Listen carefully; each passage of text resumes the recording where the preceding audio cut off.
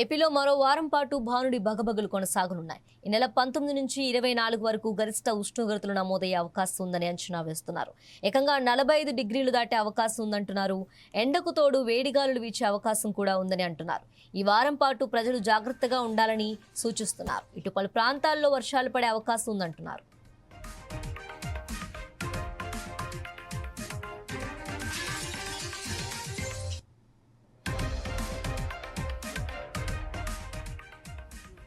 ఏపీలో మరోసారి ఎండలు వేడిగాలు తీవ్రత పెరిగింది. ఇవాళ శ్రీకాకుళం జిల్లా ఆముదాల వలస, భూజా, హిరా, కంచిలి, నందిగం, పాతపట్నం, సోంపేట, విజయనగరం జిల్లా బాడంగి, బొబ్బిలి, బొండపల్లి, దత్తెరాజేరు, గట్యాడ, మెరకముడిదం, రామభద్రాపురం, సంతకవిటి, తేర్లం, వంగర, పార్వతీపురం, మన్యం జిల్లా బలిచిపేట, గురుగుబిల్లి, గుమ్మలక్ష్మీపురం, జియమ్మ వలస, కోమరాడ, కురుపం, పాచిపెంట, పాలకొండ, సాలూరు, సీతంపేట, వీరఘట్టం మండలాల్లో తీవ్ర వేడిగాలులు వీచే అవకాశం ఉంది.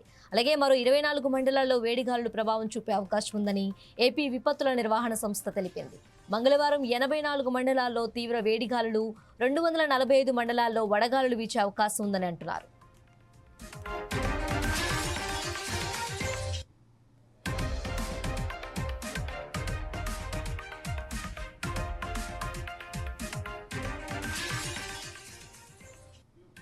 మార్కాపురం జిల్లా కంభంలో 43.3 డిగ్రీల గరిష్ట ఉష్ణోగ్రత నమోదైంది.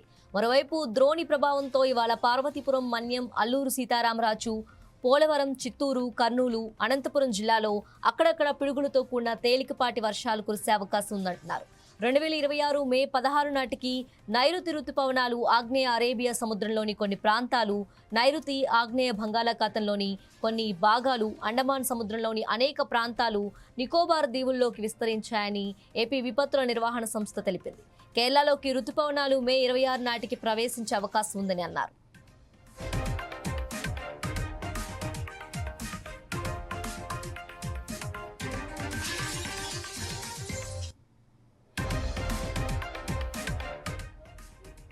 మరోవైపు తెలుగు రాష్ట్రాల్లో ఎండల తీవ్రత వారం పాటు పెరుగుతుందంటున్నారు.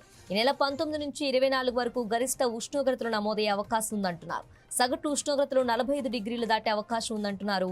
వేడిగాలులు వీచే అవకాశం ఉందని, ఉదయం 10:30 నుంచి సాయంత్రం 4 గంటల మధ్య బయటకు వెళ్లొద్దని అధికారులు చెప్పారు. ప్రజలు బయటకు వెళ్లిన సమయంలో టోపీ, టవల్ పెట్టుకోవాలని, వేడిగాలుల నుంచి రక్షణ కోసం కర్చీఫ్ కట్టుకోవాలని అధికారులు సూచించారు. వృద్ధులు, పిల్లలు, గర్భిణీలు, దీర్ఘకాల రోగాలతో బాధపడేవారు జాగ్రత్తగా ఉండాలంటున్నారు. ప్రజలు ఎక్కువగా నీళ్లు, కొబ్బరి నీళ్లు, మజ్జిగ, ఓఆర్ఎస్ తాగాలని చెప్పుకొచ్చారు.